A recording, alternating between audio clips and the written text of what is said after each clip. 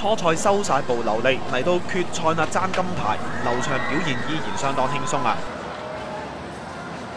做熱身嘅時候仲向支持者揮手添。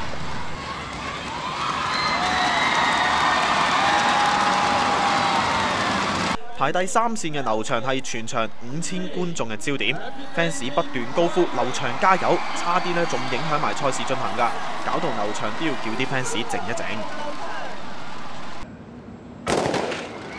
一起步劉翔就發揮藍王嘅本色，一支箭咁飆出去。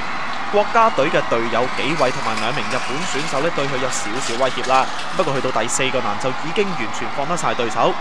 臨到衝線，佢仲再收步添，以13秒66嘅成績輕鬆勝出，成功衛冕東亞運3連冠。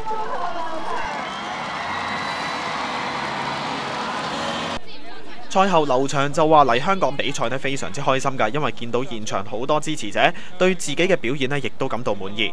還不錯，對啊，主要因為看到這麼多熱情的觀眾，還有很多小朋友，對啊，反正比賽當中打了很多籃。之前其實在家訓練也不是特別系統，所以說能夠拿到第一很開心了。劉翔不負眾望奪金，專程嚟捧場嘅支持者心情亦都好興奮。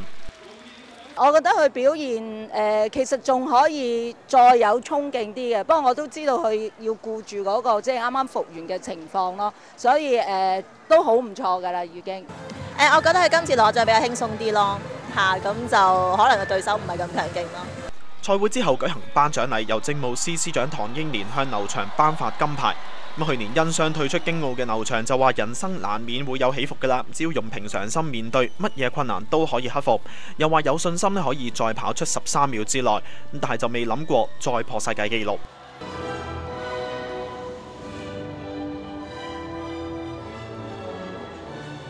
至於今次嚟香港，佢仲想做啲咩呢？劉翔就話希望把握機會，離開之前可以出去買下嘢，不過就怕記者跟住，行動唔係好方便喎。